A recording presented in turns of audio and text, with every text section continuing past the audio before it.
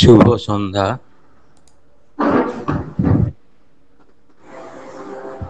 মা শ্রী অরবিন্দের রাতুল চরণে প্রণাম জানিয়ে আমরা শুরু করছি আজকের আমাদের গুগল মিট অনুষ্ঠান। আজকের অনুষ্ঠানের আয়োজন করেছে শ্রী অরবিন্দ সোসাইটি, পশ্চিমবঙ্গ রাজ্য কমিটি। পরিবেশনার দায়িত্বে পায়রাডাঙ্গা শাখা। উপস্থিত সবাইকে সাদর আহ্বান জানাই। আমাদের আজকের অনুষ্ঠান দ্য লাইফ ডিভাইন পাঠ ও আলোচনা। তার আগে মাতৃ আবাহন, ধ্যান ও প্রার্থনা থেকে পাঠ এবং সঙ্গীতের মাধ্যমে। ধ্যান ও প্রার্থনা থেকে পাঠ করবেন রিমা ঘোষ। ওম শ্রী অরবিন্দ মীরা। উপস্থিত নিবেদিত ভক্তকুলের উদ্দেশ্যে সশ্রদ্ধ প্রণাম নিবেদন করি। ধ্যান ও প্রার্থনা থেকে পাঠ করছি। নভেম্বর 25, 1913। অসংখ্য যত ঘটনারাজির সংস্পর্শে আমাদের আসতে হয়, তাদের ছাপ সব ধরে রাখতে আমাদের অবচেতনায় নিরন্তর যে কাজ চলছে, তাই হলো তোমার নীরব ধ্যানের সবচেয়ে বড় শত্রু। আরও একবার পড়ব।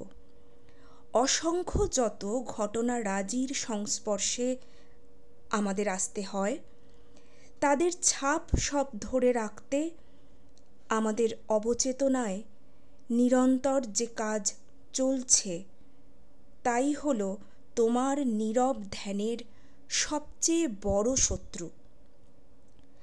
যতক্ষণ আমাদের মস্তিষ্ক সক্রিয় থাকে, ততক্ষণ আমাদের জাগ্রত চিন্তার অন্তরালে যত এই গ্রহিষ্ণু অবচেতনার একান্ত কর্মচাঞ্চল্য আমাদের কাছে ঢাকা থাকে। কিন্তু আমাদের অসাক্ষাতে আমাদের ক্ষতি করেই আমাদের চিত্তের একটা মোটা অংশ, আর তা স্বল্পাংশ নয়, চলচ্চিত্রের যন্ত্রের মতো কাজ করে চলে। সক্রিয় চিন্তাকে যখন আমরা স্তব্ধ রাখি, তুলনায় তা খুব কঠিন নয়, তখনই দেখি চারিদিক থেকে উঠে আসছে অবচেতনার রাশিকৃত সব ক্ষুদ্র ক্ষুদ্র ছাপ। অনেক সময় তা এত পরিপ্লাবী হয় যে আমাদের একেবারে ডুবিয়ে দেয়। তাই তো ঘটে যখন আমরা চেষ্টা করি গভীর ধ্যানের মধ্যে নীরবতার জন্যে, তখনই আমরা অসংখ্য চিন্তার দ্বারা আক্রান্ত হই। যদি এসবকে চিন্তা আদৌ বলা চলে, সেসব চিন্তায় আমরা কিছুমাত্র আকৃষ্ট নই। আমাদের কোনো জাগ্রত কামনা বা সক্রিয় আসক্তির পরিচয় নয়। তা শুধু প্রমাণ করে আমাদের অবচেতনা যন্ত্রের মতো যে ছাপ গ্রহণ করে চলেছে, তা সংযত করবার ক্ষমতা আমাদের নেই। এসব নিরর্থক কোলাহল থামিয়ে দিতে হলে, এই নীরস চিত্রাবলীর শ্রান্তিকর ধারা প্রবাহ বন্ধ করতে হলে, এই যত ক্ষুদ্র তুচ্ছ জিনিস সব, যাদের কোনো মূল্য নেই, শুধু ভার বৃদ্ধি করে মাত্র, মন থেকে তাদের পরিষ্কার করে ফেলতে হলে বেশ কিছু যত্ন করা দরকার। কতটা সময় আমাদের যায় বৃথা, কি বিপুল অপব্যয়! প্রতিকার অতি সরলভাবে কোনো কোনো তপস্যার পথ নির্দেশ করে নৈষ্কর্ম ও নির্জনতা। অবচেতনাকে সব রকম চিত্রগ্রহণের সম্ভাবনা থেকে আড়ালে রাখা। আমার মনে হয় এ হলো বালসুলভ প্রতিকার, কারণ এতে প্রথম অতর্কিত আক্রমণেই তপস্বী অভিভূত হয়ে পড়েন। একদিন যখন তিনি মনে করেন নিজের উপর তাঁর সম্পূর্ণ কর্তৃত্ব হয়েছে, তখন যদি ফিরে আসেন মানুষ বন্ধুদের মধ্যে তাদের সাহায্যের জন্যে, তবে দেখবেন তার অবচেতনা এতদিন ধরে স্বকীয় বৃত্তি থেকে বঞ্চিত থাকবার ফলে সামান্য একটু সুযোগ পেলেই তীব্রতর বেগে তার কাজে লেগে গিয়েছে। প্রতিকার তবে নিশ্চয় অন্য কিছু আছে। কি তা? অবচেতনাকে সংযমে রাখবার শিক্ষাই চাই, এ তো বলা বাহুল্য। যেমন সংযমে রাখা হয় মনকে, উপায়ও বিভিন্ন রকমের থাকা দরকার। হতে পারে বৌদ্ধদের মতো নিয়মিত আত্মবিচার কিংবা দৃষ্ট স্বপ্নের নিয়মিত বিশ্লেষণ। কারণ স্বপ্ন প্রায় সর্বদাই তৈরি হয় অবচেতনার সব আলিখন দিয়ে। আরও অন্যান্যের মধ্যে এই হলো দুটি উপায়। এর চেয়ে আশু ফল দেয় এমন আর কিছু নিশ্চয় আছে। ভগবান, সনাতন অধীশ্বর, তুমি হবে শিক্ষাদাতা, মন্ত্রদাতা। তুমি আমাকে শিখিয়ে দেবে কি আমায় করতে হবে, আর অবশ্যই নিজের মধ্যে সুষ্ঠু প্রয়োগ করে পরে অন্যান্যকেও যেন তোমার শিক্ষার লভ্যাংশ আমি দিতে পারি। প্রেমে, নির্ভরে, পরিপূর্ণ ভক্তি নিয়ে তোমার কাছে প্রণত আমি। নভেম্বর 28, 1913। ভোরের মুখে এই যে প্রশান্ত সমাহিতি, অন্যান্য মুহূর্তের চেয়ে এই এখনই বেশি সুন্দরভাবে তোমার দিকে উঠে চলে আমার চিন্তা, গাঢ় প্রার্থনা নিয়ে। হে আমার আধারের অধীশ্বর,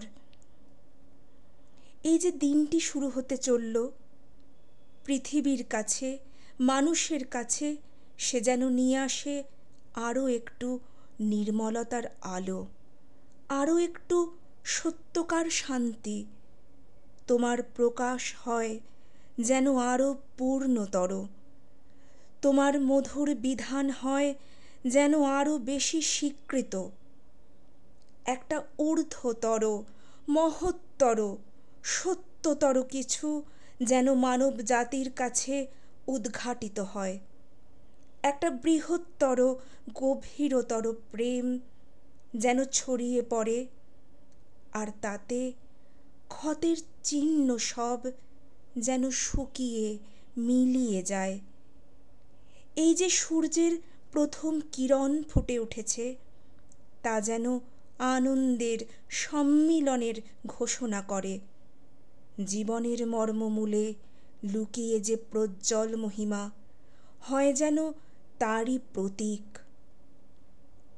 ভগবান, বিশ্বপ্রভু, আজকার দিনই যেন হয় শুভ যোগ, যখন তোমার বিধানের সম্পূর্ণ অনুগত আমরা হয়ে উঠতে পারি। তোমার কর্মে অখণ্ডভাবে যেন নিজেকে উৎসর্গ করে দিতে পারি, নিজেকে ভুলে যেতে পারি একান্তভাবে, লাভ করতে পারি বৃহত্তর আলো, শুদ্ধতর প্রেম। তোমার কাছে এই প্রার্থনা, তোমার সঙ্গে নিত্যই যেন আরও গভীরভাবে, আরও নিরবচ্ছিন্নভাবে সংযোগ স্থাপন করতে পারি। ক্রমে যেন তোমাতে আরও একীভূত হয়ে যেতে পারি, হয়ে উঠতে পারি তোমার সুযোগ্য সেবক। দূর করে দাও আমাদের অহমিকা, সকল তুচ্ছ গর্ব, সকল লোভ, সকল মোহ। তোমার দিব্য প্রেমের আগুনে যেন সম্পূর্ণ জ্বলে উঠতে পারি, জগতে হয়ে দাঁড়াতে পারি তোমার প্রদীপ্ত মশাল। আমার অন্তরের ভিতর থেকে উঠছে এক নীরব স্তুতি। প্রাচ্য দেশের ধূপের শুভ্র ধোঁয়া যেন পূর্ণ আত্মদানের প্রশান্তি নিয়ে আমি তোমাকে প্রণাম জানাই এই ভোরের মুখে। সকলের মঙ্গল প্রার্থনা করি। প্রণাম।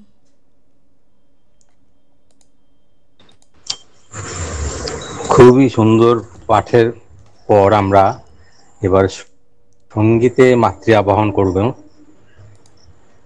মৌসুমী মজুমদার।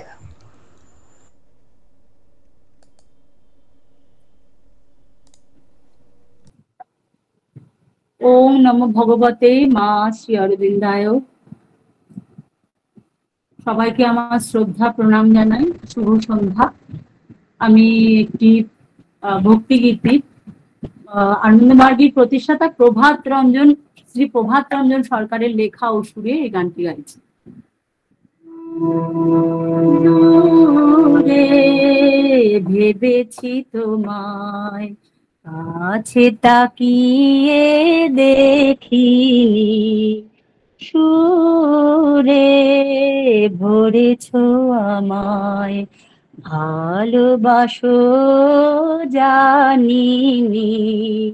দূরে ভেবেছি তোমায়, কাছে তাকিয়ে দেখিনি, সুরে ভরেছ আমায়, ভালোবাসো জানিনি।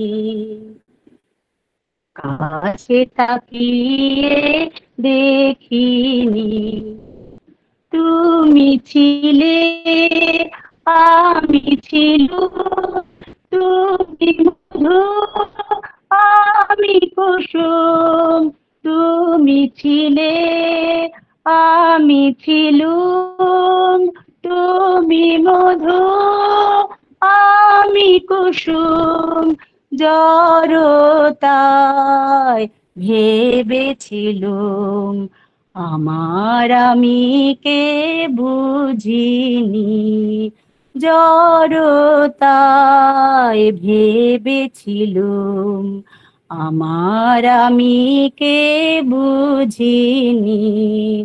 কাছে তাকিয়ে দেখিনি, দূরে ভেবেছি তোমায়, কাছে তাকিয়ে দেখিনি।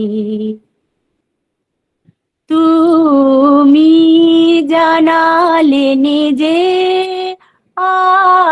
আমি তোমারি যে, তুমি জানালে নিজে আমি তোমারি যে, যে আমায় মননে খোঁজে তাকে আরো কাছে মানি, যে আমায় মননে খোঁজে তাকে আরো কাছে মানি। কাছে তাকিয়ে দেখিনি, দূরে ভেবেছি তোমায়, কাছে তাকিয়ে দেখিনি, সুরে ভরেছ আমায়, ভালোবাসো জানিনি। কাছে তাকিয়ে দেখিনি, কাছে তাকিয়ে দেখিনি, কাছে তাকিয়ে দেখিনি।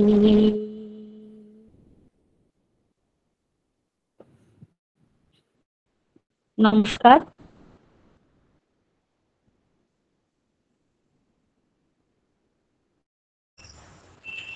অশ্রুতপূর্ব অপূর্ব সঙ্গীতের মাধ্যমে মাতৃ আবাহন করলেন